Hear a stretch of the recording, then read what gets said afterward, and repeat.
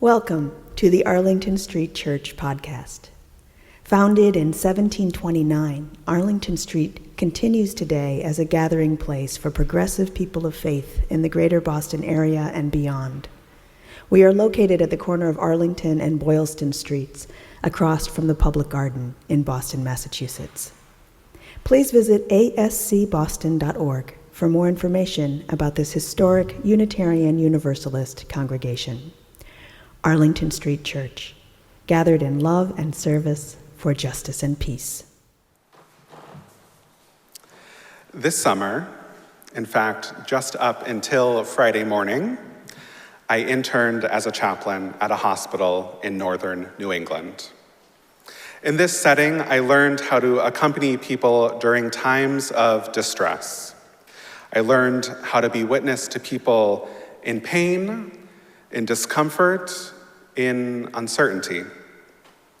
My days were full of entering hospital rooms and engaging in conversation with people to see how they were managing with an experience anywhere on a spectrum of minor inconvenience to life-changing event. There was a lot to hold during these visits with people I did not know just moments before. Besides a name and some basic demographic data, I did not know who I was going to encounter. I did not know what truly made up the person or people on the other side of a door.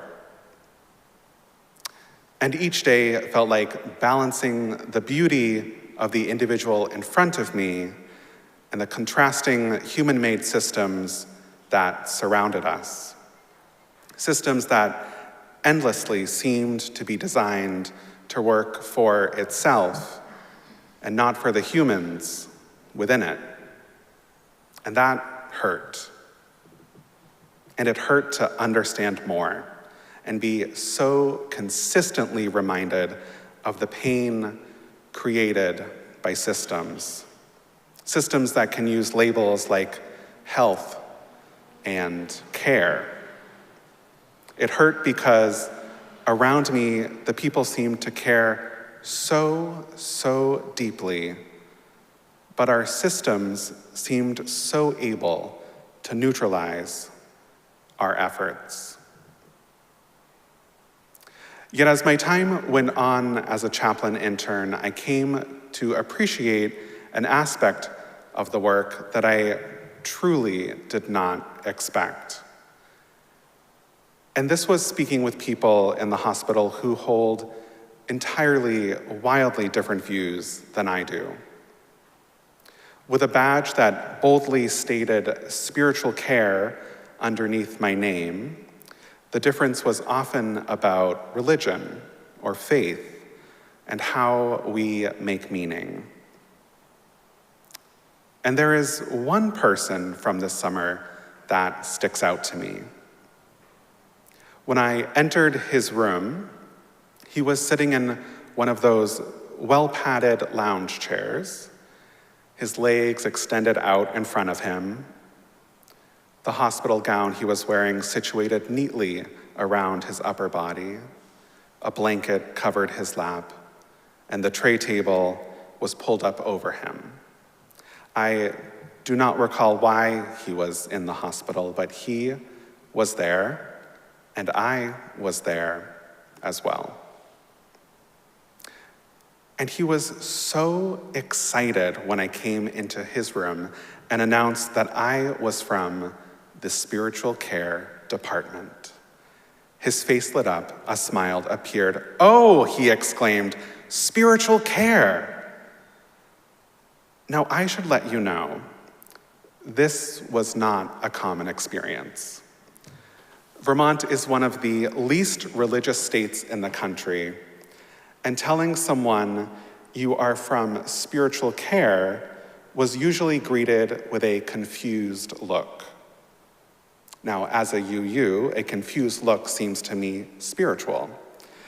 But trust me that the confusion I generally saw was not what I would describe as spiritual. Yet this guy, he was not confused. He was excited. And he began to share some details about the network of support he had within his religious community. And this involved a lot of prayer. So I mentioned how important having support is, and I mentioned how glad I was to hear how much support he had. And then there was a shift. After this initial excitement, he got curious. He got curious and asked me who I was, and specifically, what religion am I? And so I responded, I am a Unitarian Universalist. And his response was, so what does a Unitarian believe? And well, isn't that a great question? What does a Unitarian believe? I didn't correct him and say, actually, it's Unitarian Universalist. It is two denominations that joined together in 1961, and respecting both of those traditions is very important in my eyes.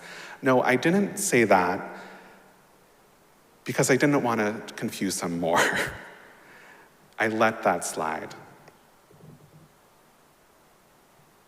And now, we're going to take a pause in this story here because I want to move us from my perspective to just outside of it, so we can see both people in this dynamic. But more than seeing both people, let's focus on the space between them, a space being co-created. Very much alive in this moment is the early construction of the third component. This is a concept Howard Thurman preached on in 1958 at Marsh Chapel, about 2 miles west of here on Comm Ave. And Thurman offered that the space between this third component is what exists in between me and you. It exists in between two or more people, two or more groups. The third component is the spirit of life, of existence in the space between. As I understand it, the third component is inherently neutral, and its neutrality shifts into a long and wide spectrum of emotions, labels, judgment, appreciations. Ever changing, this third component is, ever changing, just like you, just like me, just like existence all around us. Now, of course, there's this why to this change. Why does the third component shift from an inherent neutrality to something more positive or negative, more known or unknown? And part of this reason, the part that I can comprehend, is that we place into the third component part of ourselves. We construct the third component from the resources we have within. We co-create with a knowledge internal to ourselves and place it, some of it, outside of ourselves. This co-creation of the space between can appear in all manners of ways. This can mean offering vulnerability, like when I share an honest response to "How are you today?" with a close friend. This can mean embracing a bias, like when I assume how I might be perceived by those around me. This can mean holding back my thoughts so as not to even go near conflict with another person. Co-creating the space between can also be incredibly lovely and sweet and innocent, like when the barista notices you coming into a coffee shop and makes your usual order before you even get to the counter. Co-creating the third component, this space between, is so incredibly expansive of a topic, but at the core of this co-creating is knowing how you are doing this, knowing what action or inaction you are taking with another person, The third component is not one-sided. The requirement of co-creation signifies the communal nature of it.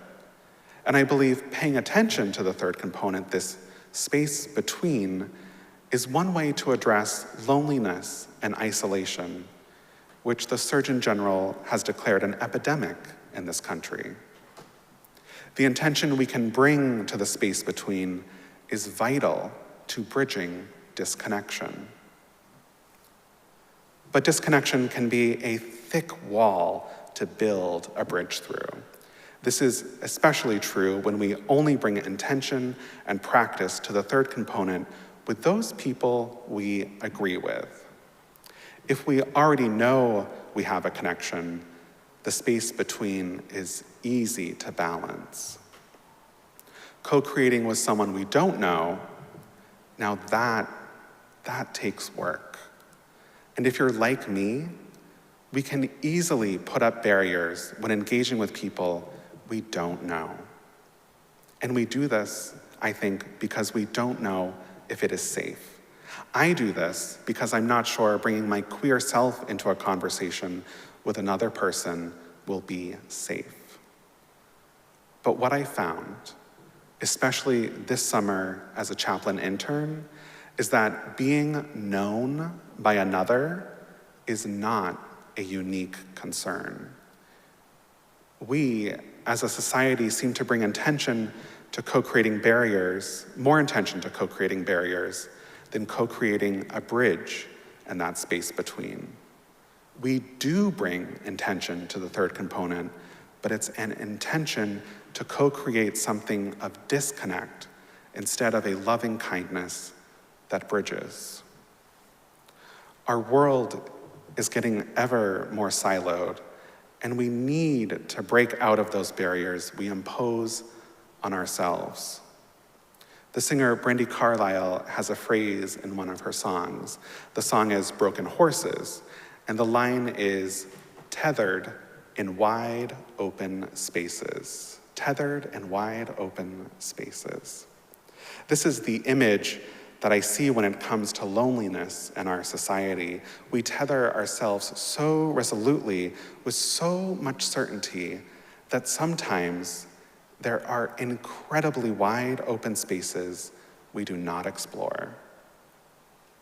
Looking at the Unitarian Universalist denomination, for example, we might tether ourselves so much to the concept that ours is a non-creedal religion that we might feel it impossible, as I've sometimes experienced as a chaplain in a hospital room, to say, "This is what I believe."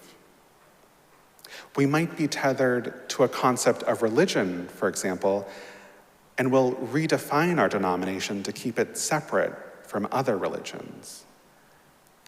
And we might be tethered to a concept of prayer in which we do not engage with prayer because we think it might suggest negating our human agency. My friends, we are tethered in wide open spaces.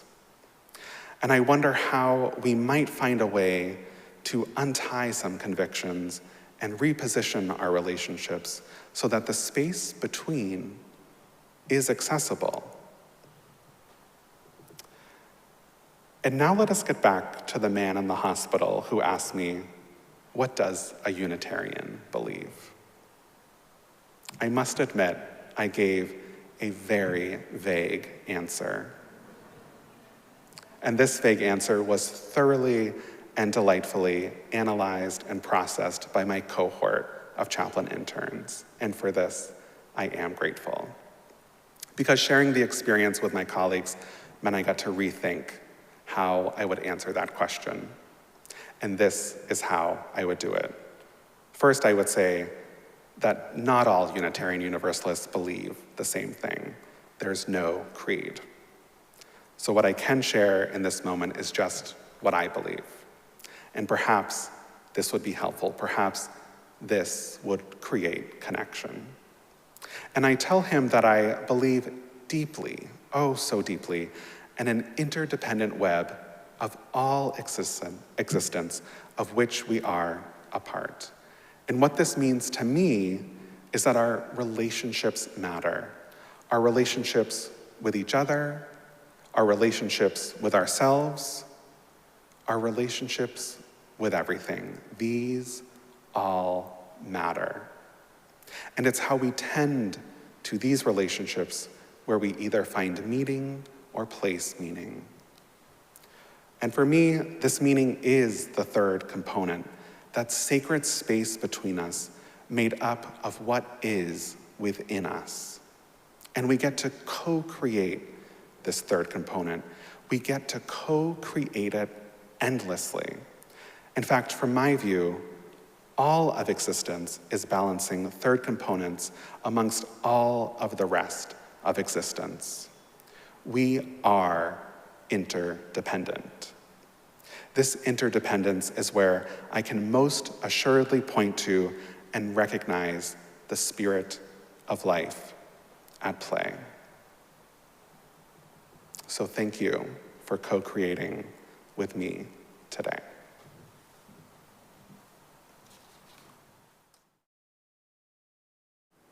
And now for our benediction, I invite you to put your hands over your heart and namaste. I bow to the divine in you. When we bring intention to the space between us, we bring intention to what we co-create. This is the work of a justice-loving people, the work of sharing ourselves, of sharing love. Let us keep this faith, beloveds, and pass it on. The service begins when the service ends. Bless your hearts. Amen.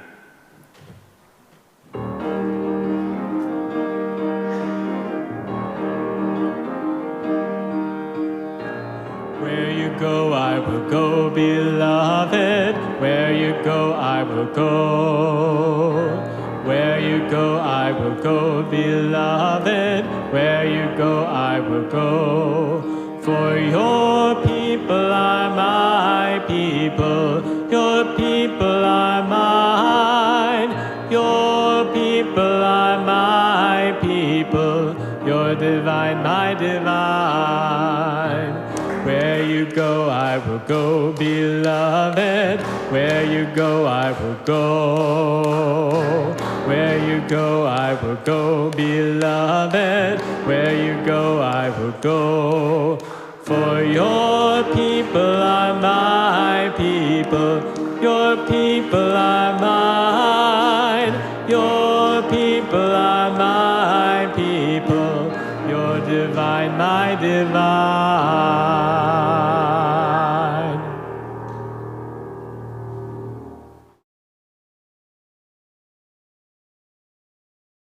Please visit ascboston.org for more information about this historic Unitarian Universalist congregation. Arlington Street Church, gathered in love and service for justice and peace.